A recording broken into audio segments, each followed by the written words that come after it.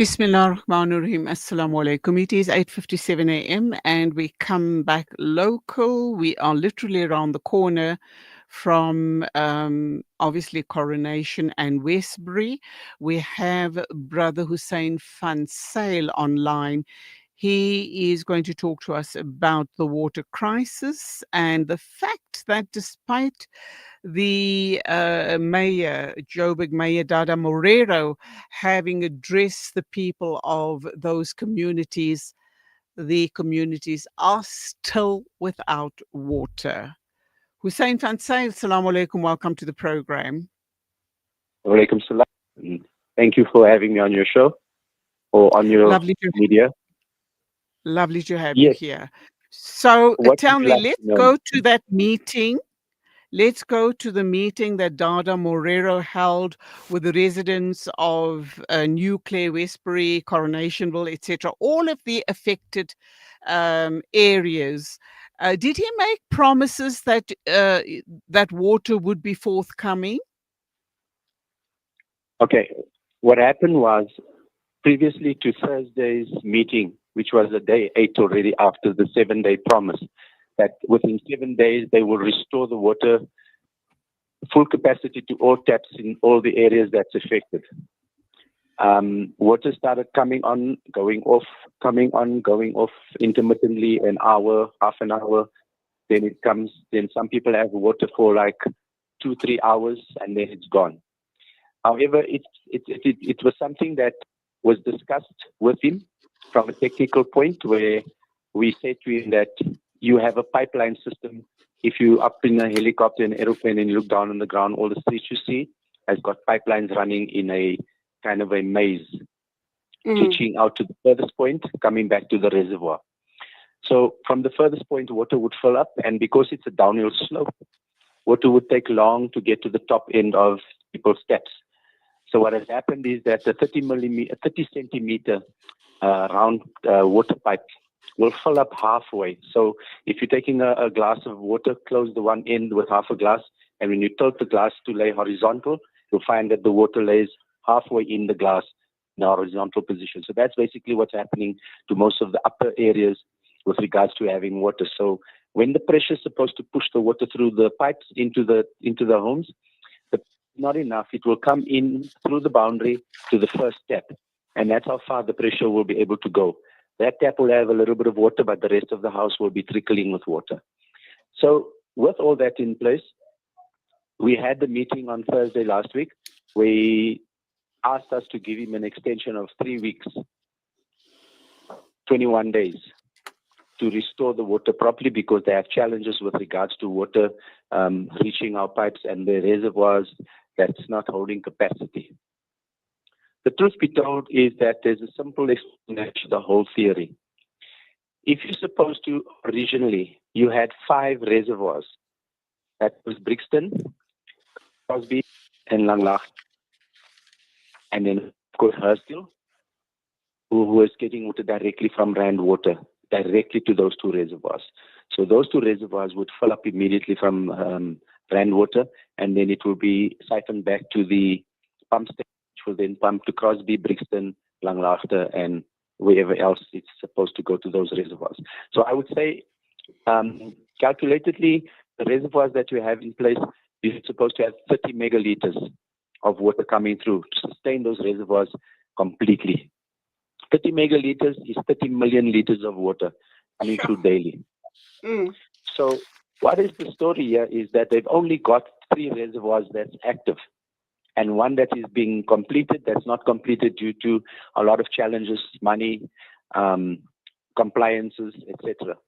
So that tower, that's a 26 million liter water reservoir and pump station, which is a gravity feed pump. Water gets pumped into the base fills up to the top tank drops that water down at a tremendous speed, gravity pulling it down, it's coming through at a very high pressure pumps that pumps the water to our other reservoirs. So that water would have filled the other 5 reservoirs almost immediately in a day. And okay, that Hussain, water would then, Yes, ma'am. Hussain, let me ask you this question. Dr. Moredo is talking about installing pipes to draw water from the Crosby I'm getting Reservoir. to that. Okay, and I'm he getting says to it's going that. to take, can I just complete my question? He Yes, does ma'am. say that it takes 3 weeks to install those pipes. Are you happy with what he's saying about the installation of new pipes and a 3-week wait for the pipes to be installed? Will that address the problem? Ma'am, it is I would say it's a pipe dream. Let me answer it that way. It's a pipe dream. So Okay. here's what happened. I was going to get to that point of how they're trying to salvage water. You cannot pump water you don't have. Let's start there. Mm. You are already at a loss for space for water, to save water in a reservoir, because you shut down 2 reservoirs, which would ideally have been the solution to the problem. Even if the 26 megaliter reservoir was completed and pumping water to the other reservoirs, you are so short of 2 reservoirs that's under construction and space. So you won't have the capacity for that water to move. Now you want to build a pipeline from Crosby Reservoir into the main high-pressure feed pipe that's going to feed directly into our pipeline. So which means you're emptying Crosby Reservoir and you don't have the water to pump to that reservoir that fast. Because remember, every reservoir has to be filled for everybody in the whole of Joburg Metro to be receiving water, because those reservoirs go to different areas, different communities. So building a pipeline is the same serpentine link that they built from Brixton Reservoir to Crosby Reservoir to try and salvage the problem. And it never worked. That serpentine link didn't work. So they're Okay. building another So, serpentine link, but to a high-pressure pump, which they okay. don't have So, because they only got 2 pumps. They're supposed to have 3. what do you believe? I mean, if you go back a couple of years ago, these areas didn't have the problems that they're sitting with currently with the water issue. What do you believe is going down, going wrong, that the residents of Westbury, Crosby, Coronation, and the surrounding areas are being deprived of water supply? Okay. Let's start with the first one, money. Mm-hmm. Misappropriation of funds. Contractors that doesn't finish contracts. Let's put it that way. They get paid Mm-hmm. contractual fees and things like that. They incomplete the project and they disappear. It started there. So the infrastructure was starting to crumble. But maintenance was never done on time, timelessly. Maintenance was not done. There's a bureaucracy that goes on in the government. And I'll explain this. Like, if a pipe bursts, a major pipe, let's say a pipeline for 100 meters needs to be replaced, there is first an inspection, an investigation process that happens. They ascertain the pipes, how long they need, how many pipes they need, whatever. Now there's a bill of quantities from contractors to replace those pipes. That bill of quantities is going through to I suppose, an oversight committee that's going to sit and decide which contractor will get that contract. The time processes that's going is then end up where, okay, we need to requisition the money. So the money must come from provincial government. And let's say province doesn't have the money. Now it's a stalling process. Everything is on hold for now because they are waiting for money to be cleared. Once money is cleared, then the process has to start. And by the time the process starts, a few months has passed. So that pipes has deteriorated more. So the line of pipes behind that is also deteriorating. So it's a domino principle. One thing will lead to the next. And the chain continues going. One link will break after the other. So at the end of the day, they have mismanaged this country badly. They do not know what they're doing. The people that knew how to run these things was fired, or they were made miserable and they just left the country and went to go and give their services overseas to overseas governments that appreciate them now today. We, on the other hand, had to deal with, and I'm sorry to put this, it sounds really stupid of me to say it, but I'm morons running our government and our country. They do not know what they're doing. They are clueless. Show me one person in that parliament that's sitting there that can answer a question effectively for the portfolio that they stand for. They have been advised by people that doesn't. Do you believe there's suggestions that there's a water mafia that's in place, and they are further sabotaging the issue around water in all of these affected areas. Do you believe that that is in fact true?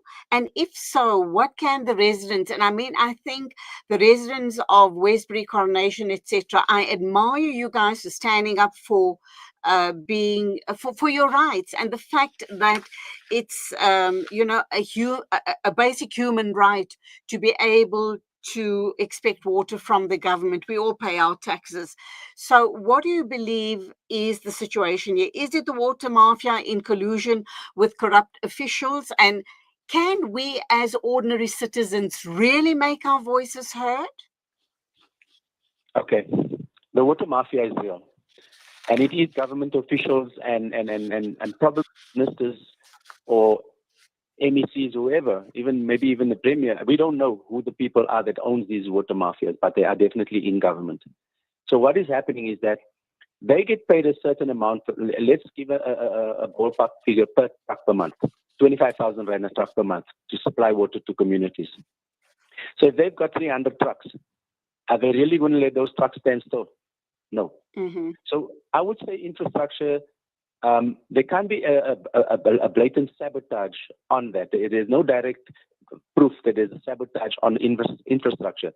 But neglecting the infrastructure is part of sabotaging.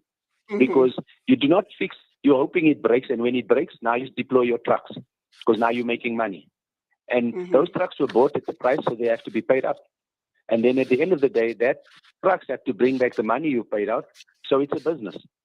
So the water mafia is real, and it's there. The other part of the whole story is some government has got no resources. They've got no funding available to sustain and fix the problems. And like in previous times when we had water running, no problem, there was all these reservoirs and things was working perfectly well. Even the cracked reservoirs were still supplying water up until December, January this year with no issues. Even there was a time it was on in the middle of the year for a few months, and those reservoirs were being filled with water. So there's a lot of lies and a lot of deceit going around where government officials are responsible for doing all these things. So that I'll give you an example. The railing system from Johannesburg to Cape Town, to Durban, to PE. If you go on all those little the railway stations all along the route, you will see that they've been stripped down in the exact way every station was stripped down, which means somebody knew there's a tender going to be put out for those stations to be refurbished and rebuilt. So there is definitely a whole lot of corruption and a whole lot of thievery going on in government. And yes, government officials are responsible for it. I have personally heard one guy say, you get 100 million rand tender, make sure that you have 10 million ready to slap the hands of some officials that needs to be bribed so that you can get your paperwork passed. So Hussain, I admire, right, we really do admire the people of your community for standing up. But how much more can you do apart from these protests and, blocking of roads, burning of tires, etc., etc.? And we can understand your frustration. It can't be easy to live like this. Where to from here, Hussain? How do you hold local government accountable for the misery that they're causing to the people? Okay. Firstly, I would say the only solution to the problem is to eradicate the corrupt government. And the only way that can be done is to abolish the multi-party system in terms of voting. Multi-party systems has always failed everywhere in the world. That is why most countries in the world, or 99% of the countries in the world, have a two-party process. If you have a two-party process, it will either be yay or nay. And in this country, because of the cleverness of the persons that was drawing up this plan for the new South Africa after Nelson Mandela, who was part of this mess, it is a thing that they've brought in a multi-party. We are to 70 parties on the ballot, and none of these parties are willing to join hands to remove the ANC government. If they do that, if they do that. I proposed this to John Steenhuisen and a whole lot of people from AfriForum and all that at the seminar with the equity bill in Centurion. And I said to them, join hands, all of you sitting here, and form a one party against the ANC. Remove them. You know, I was laughed at. And these are the intellectuals that's fighting there, high and mighty in parliament, saying they have a solution. They don't have a solution. The ANC, like Jacob Zuma says, will run this country till Jesus comes. And rightfully so, because me being an ex-ANC member, know that the amount of people that support the ANC, that people cannot see because they don't have that visual stats of what the ANC's power is when it comes to voting. They don't care about local, because the national runs the country anyway. Local applies to provincial for money if they have no money. They apply to national government for their when they put through their budgets. So the national and provincial government is still the ANC. Mm-hmm. So they need to understand that even if they don't win with this thing, the only way we're going to win this for communities to have their voices heard is to go into a two-party state where their word then will count. Then their efforts will not go unnoticed. Okay, Hussain, we've got to wrap up now. And very quickly, what do you propose will address the current situation regarding no water supply to the areas that have been affected and are affected for a long while now? Okay, I'm going to say this in a bit of a sarcastic way, but it's going to be a way that I see the solution will be even long taken away. Coronationville and part of Crosby and that is laying on top of a fresh water lake with millions and millions and millions of liters of fresh, clean water. We have a mosque across my house that's pumping that water directly from the ground and giving it to the people, and they even drink it without getting sick. So if they build a pump station next to the pump station where they are, if they sink 25 centimeter bowl slides down into that lake and suction that water out into filtration plants that will chlorinate it and then pump it directly into the pipelines, it will be an immediate alleviation of problems with water regarding that. Because all it has to do is to set up a complete pump system and then a filtration system, and from that into the main pipelines that's going to our communities. And that will be an immediate solution. And it will take maybe 3 months to build. Have you suggested that to Dada Morero in the meeting? Yes, I did. But of course, you're just a normal Joe. And your word don't count because there's another guy there that's got the portfolio position in his office that knows better. But everybody knows everything. Education is an ongoing process. Nobody stops learning. Even me, when I told them about the whole water systems, how it's running and how it's being run, they were shocked that I knew everything about their reservoirs, their pump stations, where they're getting water from, where they're not taking water from, where they can salvage water to, and they're not listening. I told them. Okay, Hussain, I have to leave it there, but I suggest you try and hook up with some. This morning, I'm going to address it. Oh, good on you. But hook up with some really honest politicians and get them onto your side, and get the ball rolling in this line. I think you have a brilliant idea there. It is workable. It sounds logical. Go for it, and hopefully, inshallah, the issue will be addressed for once and for all.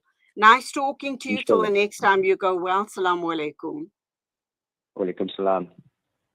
9:15 exactly. Let's go for a quick break, and then we will be talking with Bashira Summer, social justice activist on the Sumud Flotilla.